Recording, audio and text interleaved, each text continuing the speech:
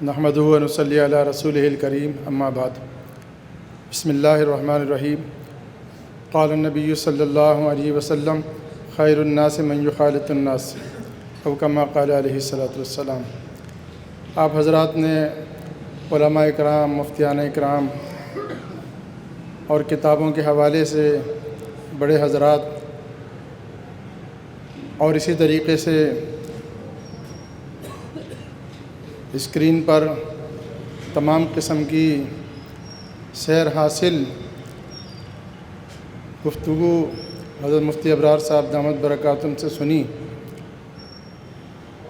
صرف ایک بات آپ سے عرض کرنا چاہتا ہوں،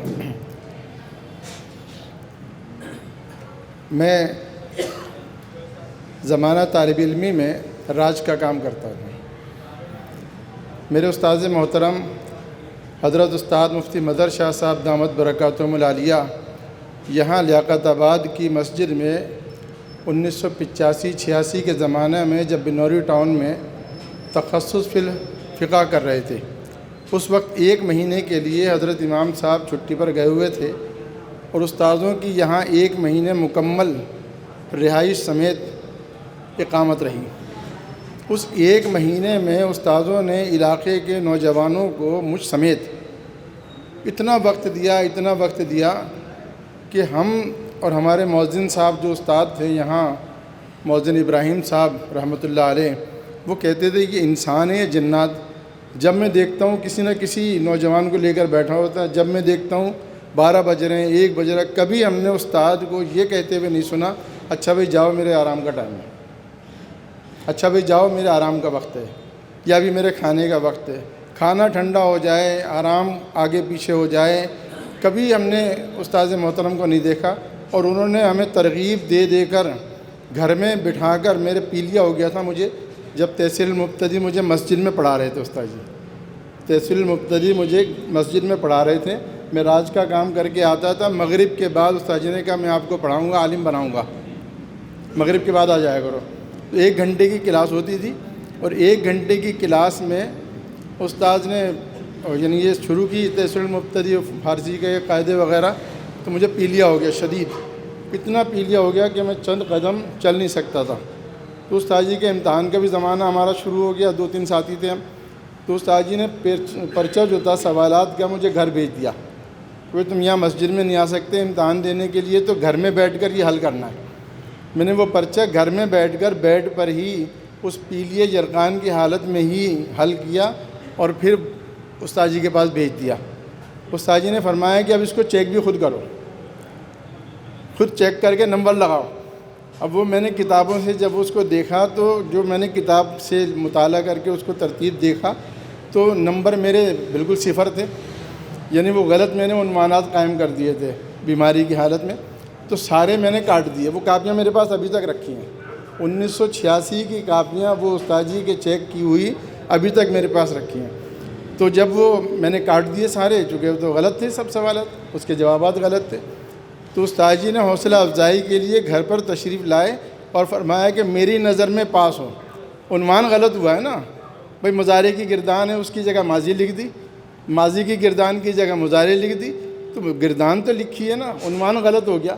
اتنی حوصلہ افزائی کے ساتھ مسجد والوں کو مخاطب کر کے کہتے تھے، فرماتے تھے کہ میں تمہیں یہاں درخت لگا کے جاؤں گا، تمہارے یہاں درخت لگا کے جاؤں گا۔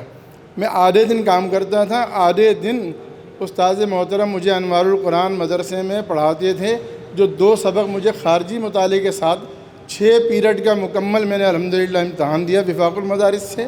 ان کی محبت، ان کی شفقت اور ان کی تمام اس کیفیت کے ساتھ الحمدللہ میں نے یہاں اس لیاقت آباد کے اندر راج کا کام کرتے ہوئے آدھے دن صبح سے دوپہر تک میں پڑھتا تھا، دوپہر کے بعد راج کا کام کرتا تھا مستری کا۔ الحمدللہ یہ سارے میرے شاگردوں کے ہاتھ کے کام ہوئے ہیں مسجد میں جتنے بھی ہوئے ہیں اللہ کے فضل سے۔ تو میں عرض کر رہا تھا کہ ان اکابرین نے سب نے اس بات پر زور دیا ہے کہ خیر الناس من یخالط الناس، بس یہ ہے خلاصہ، کہ ہماری مخالطت نہیں ہے، ہم لوگوں کو لے نہیں رہے، کھینچ نہیں رہے، ہم جیسے کہ حضرت نے فرمایا، بہرحال وہ بات کا اعادہ ہو جائے گا۔ تو میں عرض کر رہا تھا، اسی طریقے سے ایک بات میں اور عرض کروں سارے حضرات خطباء علماء الحمدللہ مسجد میں جمعے میں ترغیب دینے کے لیے بچوں کو نوجوانوں کو پابندی وقت کے لیے میں نے 10 روپے کی وہ لگائی ہوئی تھی کہ جو پہلے آئے گا اس کو 10 روپے ملیں گے۔ تو الحمدللہ مسجد بچوں سے نوجوانوں سے بھری ہوئی ہوتی تھی اور میں خود ان کو 10 روپے گڈی لے کر آتا تھا، میں اس کی کڑک نوٹوں کی گڈی، اور وہ 10 روپے ان کو بانٹتا تھا۔ دور دراز سے بچے آتے تھے، بیان سے پہلے یعنی مجھ سے پہلے بچے بیٹھے ہوتے تھے اور نوجوان بیٹھے ہوتے تھے کہ بھئی 10 روپے ملیں گے۔ وہ ٹافی والی بات حضرت نے فرمائی نا کہ ٹافی دے دیں، کچھ ان کو تھوڑی سی ترغیب دے دیں، تو کڑک نوٹ لینے کے لیے کہ مفتی صاحب کے یہاں سے کڑک نوٹ ملتا ہے الحمدللہ۔ تو یہ ترغیبات اور یہ ساری چیزیں جب ہم چلائیں گے انشاءاللہ تو بہرحال فائدہ ہوگا۔ اللہ تعالیٰ مجھے آپ سب کو عمل کی توفیق عطا فرمائے۔ اور ایک بات ایک مفتی صاحب کی مجھے ہمیشہ یاد رہتی ہے، ایسے موضوعات پہ میں ضرور سناتا ہوں۔ ایک مفتی صاحب کہنے لگے بس وہ کیا کہنے جی لوگ آتے ہی نہیں ہیں، میں گھڑی دیکھتا ہوں، تاریخ دیکھتا ہوں، دن دیکھتا ہوں اور تنخواہ دیتا ہوں۔ جمعے کا بیان کیا کرتے ہیں، وہ تنخواہ دیتے ہیں۔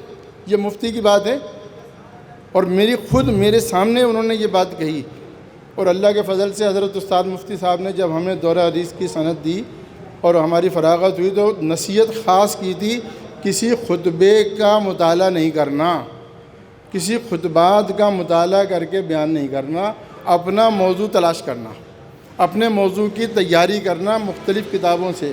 بنے خطبات ہیں نا، بنے بنائے خطبات ہیں، فلاں کے خطبات اپنی جگہ ہیں، لیکن حضرت نے فرمایا کہ جب تم خود تیاری کرو گے تو قابلیت بڑھے گی، مطالعہ بڑھے گا، اس کے لیے کتابیں بھی لاؤ گے، ڈھونڈو گے۔ کئی کتابیں میں 7 بھائی جو یہ اسلامی کتب خانے والے ہیں، میری کتابوں میں لکھا ہوتا ہے اشتریت دینن، کتاب پسند آ گئی، پیسے ہی نہیں جیب میں۔ وہ 7 میاں بھی اللہ ان کو جزائے خیر دے، وہ کہتے ٹھیک ہے لے جاؤ۔ تو میں کتاب کے اوپر لکھ لیتا تھا، میں نے کہا کبھی یہ لوگ بچے پڑھیں گے تو ان کو پتہ چلے گا یہ ہمارے ابا نے ادھار خریدی تھی، بعد میں پیسے دے کر آئے تھے۔ تو حضرت استاد جی نے جب یہ نصیحت کی تو الحمدللہ 10 سال ہو گئے ہمارے ہاں، 10 سے زیادہ ہو گئے، بلکہ 10-12 سال سے زیادہ عرصہ ہو گیا۔ اعوذ باللہ سے قرآن مجید کی تفسیر جمعے میں چل رہی ہے۔ اعوذ باللہ سے سورہ نساء، یہ سورہ مائدہ کی آیت نمبر 56-57 کا درس چل رہا ہے، جس میں تمام معاشرتی مسائل آتے ہیں، تمام۔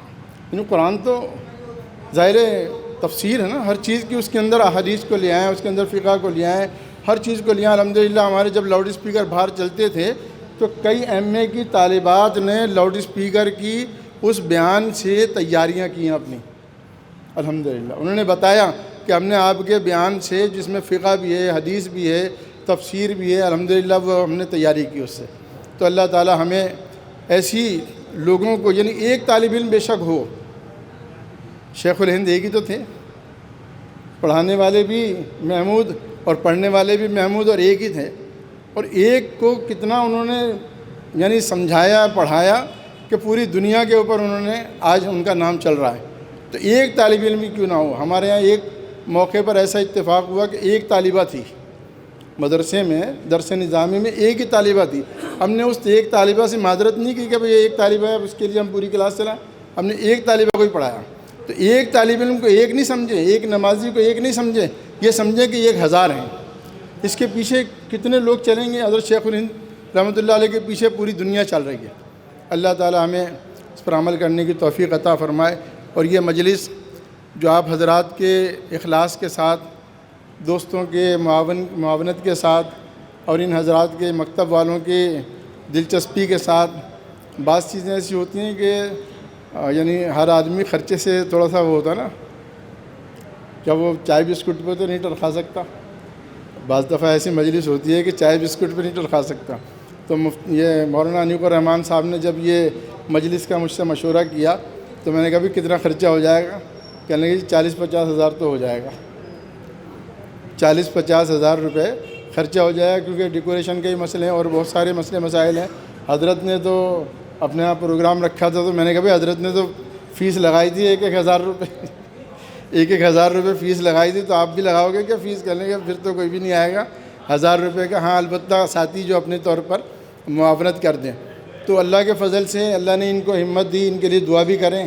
ان کا جگر کا ٹرانسپلانٹ ہوا ہے اور یہ شدید بیمار تھے، ابھی شدید بیمار، ابھی ان دنوں کے اندر 3 دن میں. تو میں تو شاید یہ سوچ رہا تھا کہ یہ پروگرام کو ہمیں میسیج کرنا پڑے گا بھائی پوسٹ پون کر رہے ہیں، اتنی ان کی حالت خراب تھی. بس اللہ نے آپ حضرات کی دعاؤں کی برکت سے اور اس پروگرام کی اور ان دوستوں کی برکت سے ان کو کچھ صحت عطا فرما دی ابھی 3 دن کے بعد، اور یہ کچھ تھوڑے سے کھڑے ہونے کے قابل ہو گئے. اللہ تعالیٰ مزید تمام بیماروں کو شفا عطا فرمائے. سبحانک اللہم و بحمدک اشہد ان لا الہ الا انت استغفرک و اتوب الیک.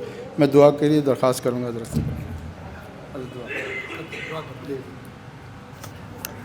الحمدللہ رب العالمین والعاقبۃ للمتقین والصلاۃ والسلام علی اشرف الانبیاء والمرسلین وعلی آلہ وصحبہ اجمعین. اللہم سہل لنا فی الامور کلها واجرنا من خزي الدنیا وعذاب الآخرہ. اللہم انا نسألک الہدی والتقی والعفاف والغنی. اللہم انا نسألک علما نافعا ولسانا شاکرا وقلبا خاشعا ورزقا طیبا واسعا حلالا مبارکا وعملا متقبلا. ربنا تقبل منا انك انت السميع العليم وتب علينا انك انت التواب الرحيم. سبحان ربك رب العزة عما يصفون وسلام على المرسلين والحمد لله رب العالمين برحمتك يا ارحم.